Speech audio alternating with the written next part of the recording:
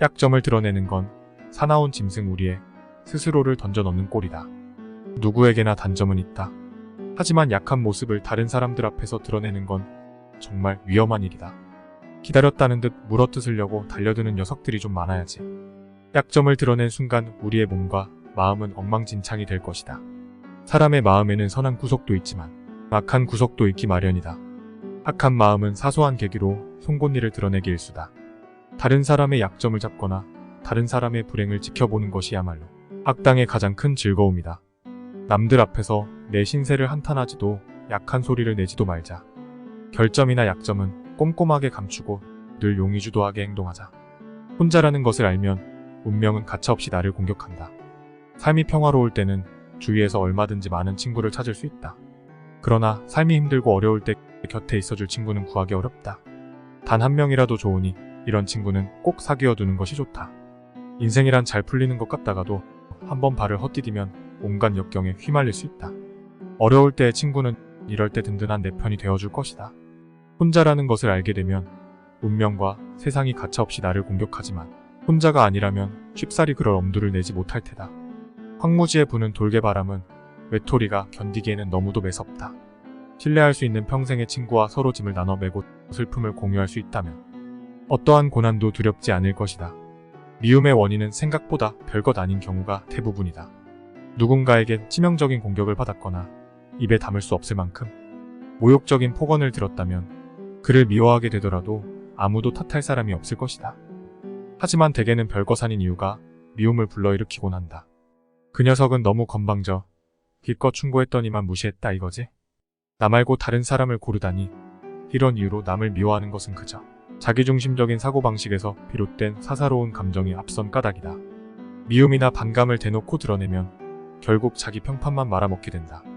남자 부려다가 나까지 잡는다는 말이 있는데 옛말에 틀린 것이 하나도 없다.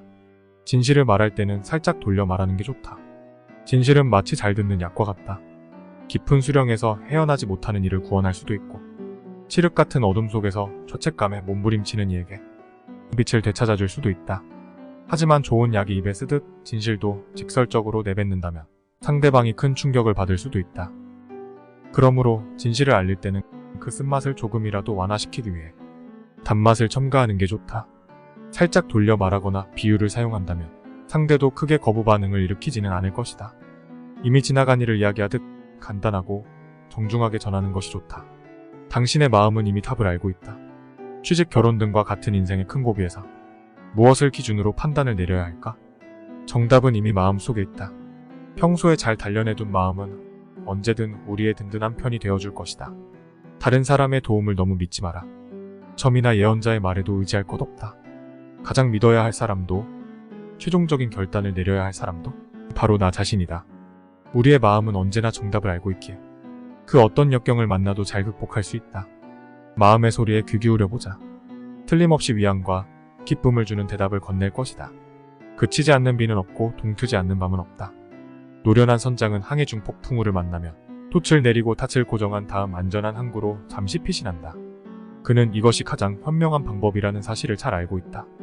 인생의 항로에서도 폭풍우를 만났을 때의 대처 방법은 크게 다르지 않다. 폭풍우를 벗어나려 아무리 발버둥을 쳐봤자 소용없다. 명의는 환자의 증상에 따라 투약을 잠시 보류하기도 한다. 때로는 아무것도 하지 않는 것이 치유를 위한 지름길이 된다는 것을 알기 때문이다. 폭풍우는 영원히 휘몰아치지 않는다. 때가 되면 다 그치게 마련이다. 화를 내야 할 때 내지 않는 사람은 바보올간이다. 부당한 취급을 받아도 분노하지 않고 자존심에 상처를 입어도 그러려니 하는 도대체 화를 낼 줄은 아는 건가 싶은 사람이 있다. 모두 이런 사람을 가리켜 그 사람 좋다 의고하지만 사실 칭찬이 아니라 얼간이 취급하는 소리라는 것을 알아야 한다. 화를 내야 할 때 내지 않으면 사람들이 우습게 보고 경멸할 수 있다. 어지간해서는 화를 잘 안 내니 무슨 짓을 해도 상관없을 거라는 생각을 품고 접근하는 악인도 종종 생긴다. 까마귀에 온통 쪼여서 너덜너덜해져도 그저 우두커니 서 있는 허수아비와 다를 바가 없다. 시시한 잡음에 신경 쓰지 않고 자신만의 신념을 바탕으로 태연하게 갈 길 가는 사람도 물론 있다.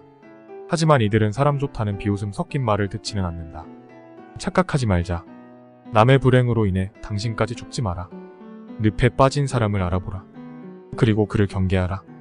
그가 우리를 부르는 것은 나중에 우리가 똑같은 고통을 겪는 것을 보고 위안을 얻기 위해서다. 그런 사람들은 불행을 함께 나눌 사람을 찾고 있는 것이다. 행복할 때 등을 보였던 사람이 이제 손을 내미는 것이다. 스스로의 위험을 피하면서 도움을 주기 위해서는 익사 직전에 있는 사람들을 매우 조심해야 한다.